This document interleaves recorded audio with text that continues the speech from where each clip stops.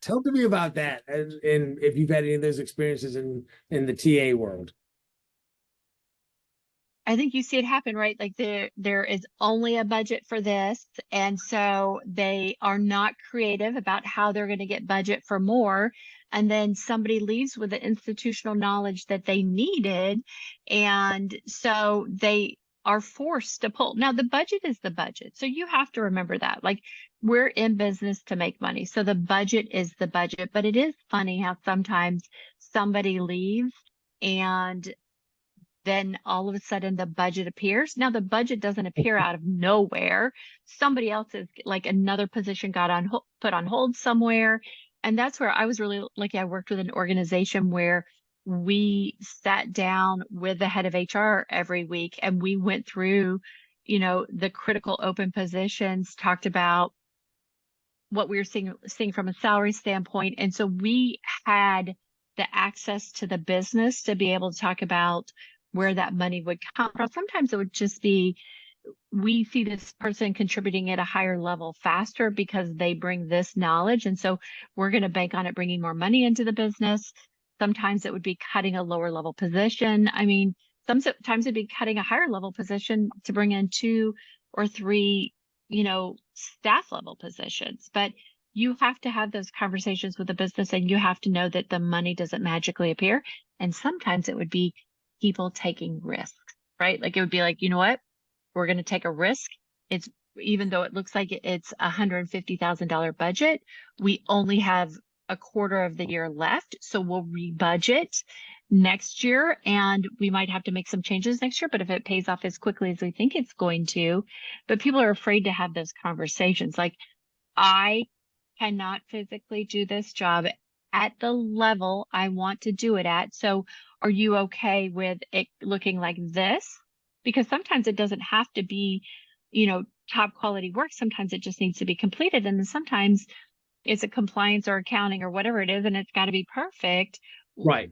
What what is the grade I need to have on this? And where do we compromise? I call that, when I talk to leaders, creating balance. Like it's not about like work-life balance, it's about like balance within your team, balancing out expectations up and down. That's what creating balance is. And you've got to be able to create balance within your organization from a communication standpoint to make sure that you've got the people staying that you want to stay. Yeah, I go back to the old stereotype again, where I don't have the money to give you a raise to keep you here, and you're doing the job with 2 people, but somehow I can magically find the budget to hire the 2 people because nobody will do your job, right? I have to split it, and I have to actually hire 2 full people where it would have been tremendously cheaper, not just the cost of the turnover, but tremendously cheaper just to give the one person doing that the incentive, the money, the whatever to stay where they were at and keep doing what they were doing. Except maybe with some lower level, administrative help or something to that effect. But you're right. It's funny when they're desperate. Oh my God, the person left. Man, that money just like appears. It's like magic fairy dust, right? Just it happens. But before the tragedy, there's no money to be had.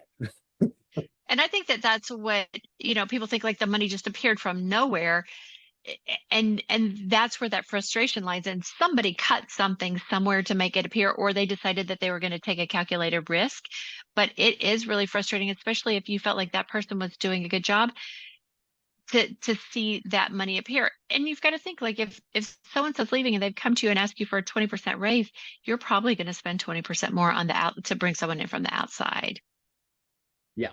And you probably pay them more, and you could pay that 20%. And if you have to go with an outside recruiter or agency, I mean, there goes your 20% right there. Right. I mean, you're going to pay them the 20% just to go out and find somebody if you don't have a, large internal talent acquisition team. So anything else that you could think for, oh, go ahead. I was gonna say, and that's just like why you can't march into somebody's office and say, I want a 20% raise today. You've got to start laying the groundwork that says, I've done my homework. Here's what it looks like the market is paying. So and so approached me. Here's what they said the salary would be. I really like working for you.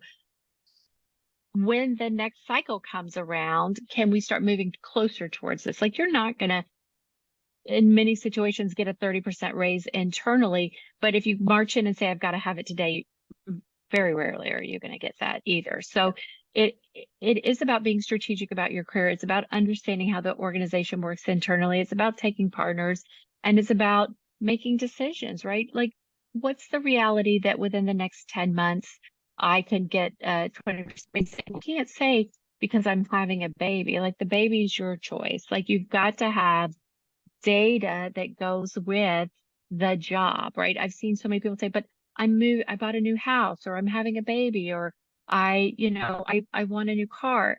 That's you.